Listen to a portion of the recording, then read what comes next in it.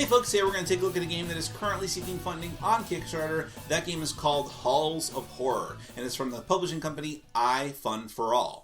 Now, if you like what you see throughout the rest of this preview video, I'm going to encourage you to go to the official Kickstarter project page and find out even more information than I could possibly tell you here.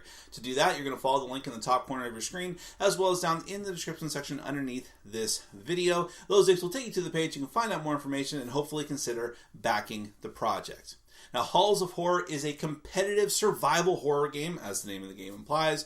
You and the other players are unwilling participants in this sort of vicious, psychotic game being put on by a character, an entity known as the Master of Ceremony. He's trapped you in his mansion, which has like these ever-shifting and changing rooms full of like macabre puzzles and scenery. And also, there is a murderous killer that is roaming around the halls under his control, his or her control.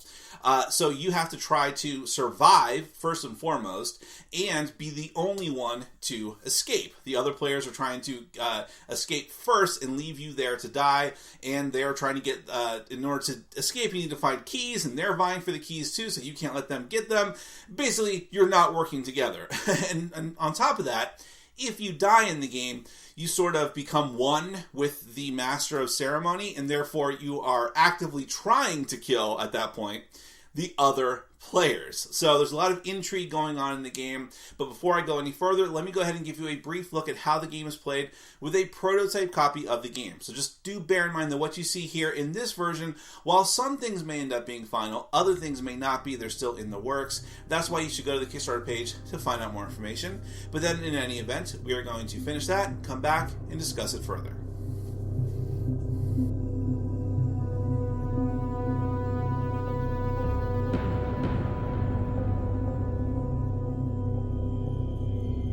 Halls of Horror is a competitive survival horror game for 2 to 4 players.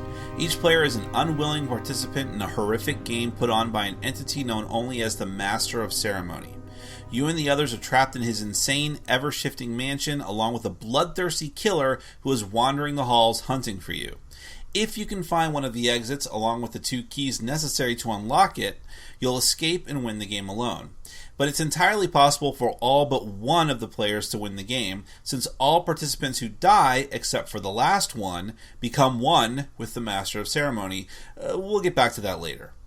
To set up the game, give each player 4 dice, a participant card, either of their choosing or at random, along with rule summary cards and a miniature. There are 2 sides to the participant cards. For basic games, you can just play with the side that only has a health track. For advanced games, you can play with the side that has special abilities. Either way, place a health marker at 10. Players also get 2 sets of cards that they'll keep face down until used. The 5 action cards are used to move in one of the 4 directions as well as search. The 2 combat actions will determine whether you attack or run. Now for the game area. The map is a 5x4 grid of cards representing the mansion. Each corner is one of the starting rooms, and the player seated closest to each room will place their miniature there at the start. For the rest of the cards, choose either the A deck or B deck of room cards, shuffle it, draw 14 of them, and then remove the rest from the game. Then add the 2 special exit rooms to the stack of 14, shuffle all of that up, and fill out the rest of the game area with the face down cards. Shuffle the Master of Ceremony cards and the MC Gifts tokens and leave them both face down near the board. Make stacks of all the other tokens and cards nearby. Also, set up the Killer card with the health marker on 10 and the Killer Rage token on the leftmost side of its track. Lastly, for the setup, one player is randomly given the first player marker and will decide which of the 2 center rooms to place the Killer miniature. Then, you can begin. Most of the game takes place in phases. The first phase is the action selection phase, which is the only phase that happens simultaneously between all the players. If a player is alone in their current room, they choose one of the action cards to move up or down, left or right, or to search where they are. If they're in a room with another player or the killer, they must instead choose one of their 2 combat cards to fight or to escape. Every player's chosen card is placed face down, and then they are all revealed simultaneously. This leads into the action resolution phase, where every player's card will then be resolved in order, starting with the first player and then going clockwise. If your character moves, you simply place their figure on the room in the chosen direction, so long as it's not off the map or into a locked room. If it's a face-down room, flip it up and read it. Some rooms automatically lock when entered, in which case you'll place a lock token on the room, and on your next turn you'll attempt to solve some sort of puzzle to escape. Resolving a search action can have several different effects. The obvious one is that you can search the room you're currently in to get stuff. The search number on a room tells you how many cards you can draw face up from the reward deck.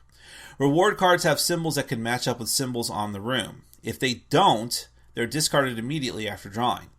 If some of the revealed cards do have matching symbols, see which symbol is most prevalent, like damage or melee, and that determines what reward you get to take.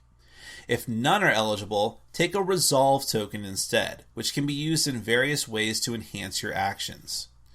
If you do get a reward, which might be a gun, axe, Kevlar, or key, take the appropriate card or token and leave it near your character. Unfortunately, you may also gain a panicked status effect for a reward, quote-unquote, which gives you that card instead and makes searching dice checks more difficult, until you use another search action to remove it. Some rooms can be searched multiple times, while others are exhausted and given that token after being searched once to indicate that you can't search it again. The search action also lets you try and solve a puzzle, pick up and resolve an MC token, which can also get you an item or status effect, use a first aid kit, or search a dead participant's body for items, which always yields a key, even if they didn't actually have one when they died. Solving a puzzle is similar to regular searching. You draw the indicated number of reward cards, but this time you are just looking for at least 2 matching symbols in order to unlock the room and escape. This will also come into play when you try to make your final escape, hopefully, but we'll get back to that. If you're with another player or the killer, you must instead resolve a combat card, either the attack or escape card. If both of you choose escape, you simply move away, choosing your own destination in turn order. Otherwise, you'll have to resolve dice to determine what happens. You'll roll your 4 dice, modified by special abilities and weapons, and with the option of re-rolling dice using resolve tokens. 5s and 6s are successes for combat, and 4s, 5s, and 6s are successes for escape actions. Whoever has more will win the exchange, with escapees fleeing the room and combat winners dealing damage. Damage can be blocked by Kevlar vests, and each point of damage gives the victim a resolve token as compensation, assuming they survive. Combat with the killer is a little different. The first player usually controls the killer and rolls dice based on his current rage level, which also determines the damage. The killer always wins ties as well. Killing the killer will actually stun him, as will leaving him alone in a room after escaping. When in one of these situations, the participant in the battle immediately gets a key. After resolving your cards, the Master of Ceremony phase occurs. The first player will draw an MC card and resolve it, which may also involve some players getting to lock some rooms. MC cards will usually have a text effect like manipulating the rooms or the killer somehow. But they also have killer symbols. The symbols will determine what the killer will do next, such as moving into a new room, unstunning him if he had been previously stunned, or healing him altogether. If one of the participants dies, they take the special Master of Ceremony card, and from then on, their goal is to kill all the remaining participants. Instead of the first player drawing and resolving an MC card each round as normal, the new Master of Ceremony will draw a number of cards equal to 1 plus the number of dead participants, and chooses which of those cards to play, placing the rest back under the deck. They also get to choose how killer symbols are used. At the end of the round, the first player marker moves to the next player in clockwise order. If more than one participant has died, the Master of Ceremony card also moves clockwise, but only to other dead players. Then, a new round begins starting from the action selection phase.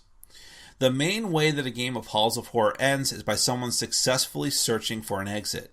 They must have acquired 2 keys, they must get onto one of the 2 exit cards, and they must successfully search by matching reward symbols as I described earlier. Then, they escape alone and win alone. Every other player loses. But if every participant dies, the game will end in victory for every player except for the last one to die, since every other player was considered the Master of Ceremony, at least briefly. That is Halls of Horror. Well, yeah, this is a really interesting game because, first off, when you hear of a game when you hear the basic setup and when you look at it and look at what the setup is, you're like, oh, this is some sort of like cooperative game where you're all working together to dodge the killer and get out. No, it is purely competitive, and every game mechanic is put towards that use. They're not just slapping the competitiveness in there. The whole aspect of action selection, not knowing where your opponents are going to be moving, not knowing where or whether they're going to try to escape or fight you outright. You can try to look at what their equipment is and see, like, do you think they're going to go for a fight or not? But you don't really know that.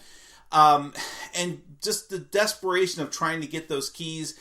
I mean, the fact that you can kill someone and then no matter what, they will always have a key on their body for you to take. That's huge. That really encourages bloodthirstiness between the different players. And the fact that there's also a scenario where you can either win alone or all but one player can win is a very fascinating thing. And again, encourages just in-your-face combat all the time. But there's also the fact that, so in a game like that where it is possible for players to just outright lose, in this case by dying, it's interesting that if you do die, you can still control parts of the game by becoming the master of ceremony. And it's where instead of just drawing a card and having to resolve it, you get some agency as far as like drawing multiple cards and then seeing how you want to screw with the other players, essentially. So you're still involved no matter what. And then as more players die, then the power of the master of ceremony, whoever happens to be controlling it that turn, grows. So, and it becomes even more of this like sense of pressure on the remaining player or players to escape as quickly as possible. Just a really interesting aspect to the game. There's tons of different character special abilities, lots of different items to use, and so many different room cards. You have those 2 different decks of room cards. You decide what you want to play with, and then even after that, they're randomized. You don't use all of them. So every game is going to be a little bit different. Every game's going to have a different feel to it. Different abilities of the rooms are going to come into play. Different types of loot might come into play with different frequency. And then there's the killer, of course, who is always throwing a wrench into things. It's just like this massive force of nature moving around the board that can be manipulated by the master of ceremony. But like, you're also worrying about the other players. So there's a constant sense of tension in the game, constant sense of dread. It really gives that the survival horror elements really come out because of these different things. But at the same time, I really should stress that while there is a lot going on in the game and a lot to worry about in a thematic sense and in a mechanical sense, it's not a complicated game, not an overly complicated game. I mean, you will have this thing set up in less than 10 minutes. You will have the rules learned in less than that as well, because what you have to do is so intuitive, and what you have to do is, you select your card and enact your card. But while that is simple, there's so many different things you can do and so many different things that might happen and different goals that you may have that it's not so simple. So the execution is simple, the strategy is not. So if any of that feels like it appeals to you, if you like the survival horror, dark horror theme, if you like the bloodthirsty competitive nature of it, but not just straight up who's got the most points. There's different ways that you can go about winning. If you just like how the game looks and what it brings that other games just don't, hey, don't take my word for it. Go to the official Kickstarter project page and find out more information than I can possibly tell you here. You can do that by following the link in the top corner of your screen, as well as down in the description section underneath this video. That is Halls of Horror from the publishing company iFun4All. Thank you so much for watching, and as always, for supporting our sponsors. Take care.